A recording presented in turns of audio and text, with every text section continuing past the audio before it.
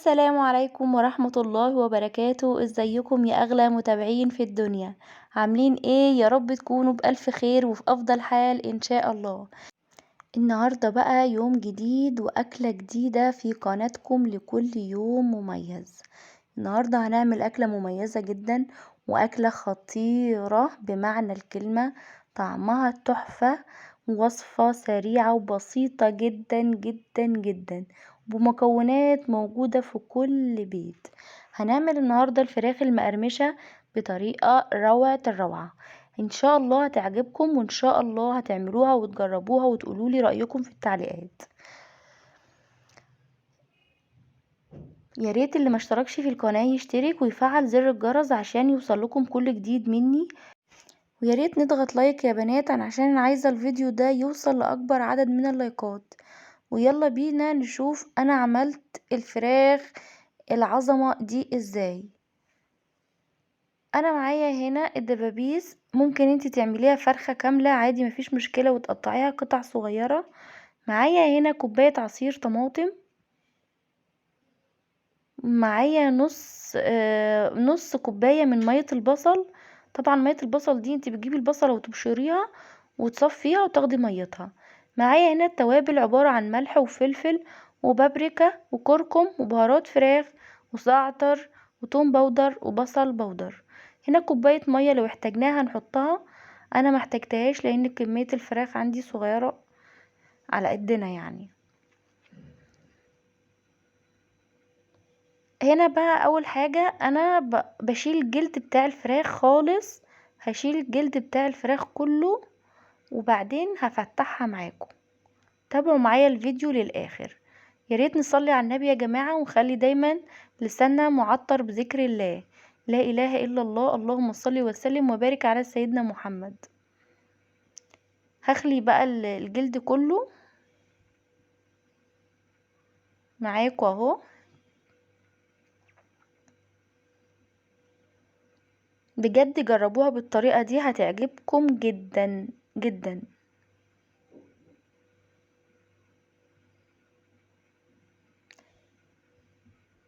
هنا بقى بفتح معاكم الدبابيس زي ما انتم شايفين. انا عايزة التتبيلة دي كلها تدخل جوه الفرخة تديها الطعم والنكهة وكل حاجة، حتى لما نيجي نسويها تبقى مستوية كويس قوي، ما يبقاش فيها دم من جوه ولا تبقى طرية، تبقى ناشفة ومقرمشة من كله.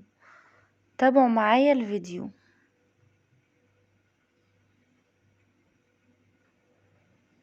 خلاص كده انا فتحتها كلها وخدت الفراخ غسلتها وصفتها كويس قوي ونزلت عليها بالمكونات بتاعتنا اللي احنا قلنا عليها. هنا بقى قلبتها، فانا محتاجتش المية دلوقتي بس هحتاجها بعدين، هتعرفوا امتى. هنا قلبتها كويس قوي، واقل حاجة 3 ساعات في التتبيلة دي، انا عايزاها تقعد 3 ساعات اقل حاجة، او ممكن تعمليها من بالليل وتاني يوم تشتغلي فيها. تعالوا بقى نعمل الخلطة بتاعتنا بتاعت القرمشة اللي هي الدقيق. هنعمل مع بعض 3 كوبايات دقيق،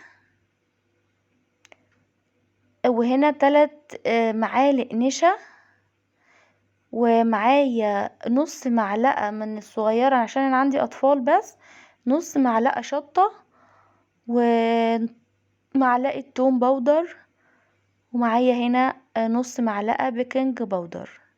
بس هنخلط بقى المكونات دي كلها. بجد جربوها تحفة وسهلة جدا جدا جدا.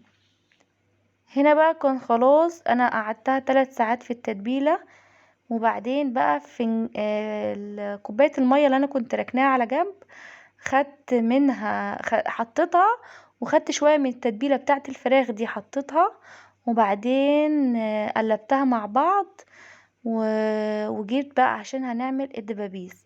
انا بجيب الدبوس احطه في الدقيق الاول، وبعد كده ارجع احطه في المية اللي هي بالتتبيلة اللي قدامكم دي، وارجع تاني احطه في الدقيق. تابعوا معايا الفيديو.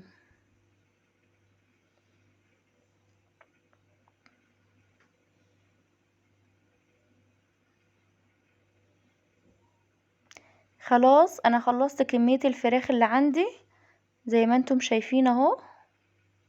تعالوا بقى على النار، زيت غزير، درجة حرارة متوسطة عشان بس ما نسلقش الفراخ، يا دوب تستوي تبقى مستوية كويس قوي.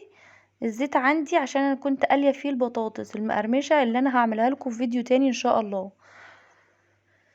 وراهم بقى انا عملت حطيت زي ما انتم شايفين كده الدبابيس. هسيبها بقى براحتها خالص، انا مش عايزة استعجل عليها عشان تطلع مستوية ومقرمشة وتبقى يعني واخدة حقها زي ما بيقولوا.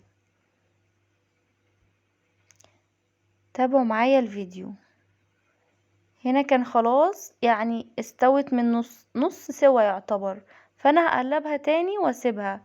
يعني ممكن تقولوا خدت ربع ساعة، ربع ساعة الولعة، يعني 7 دقايق على الوش ده و7 دقايق على الوش ده عشان اضمن ان هي مستوية كويس قوي. كده كانت خلاص بالنسبة لي كانت تمام. انا بوريكم ان انا بغبط عليها، كانت بجد يعني مقرمشة على الاخر وطعمها تحفة التحفة.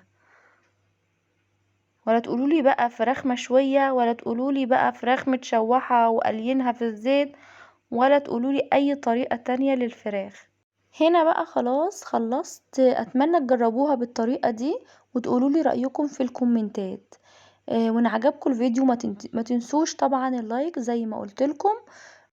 وتعالوا يلا اتفضلوا معانا بألف هنا على قلوبكم، واشوفكم بكرة بإذن الله على خير. استنوني بكرة في فيديو جديد.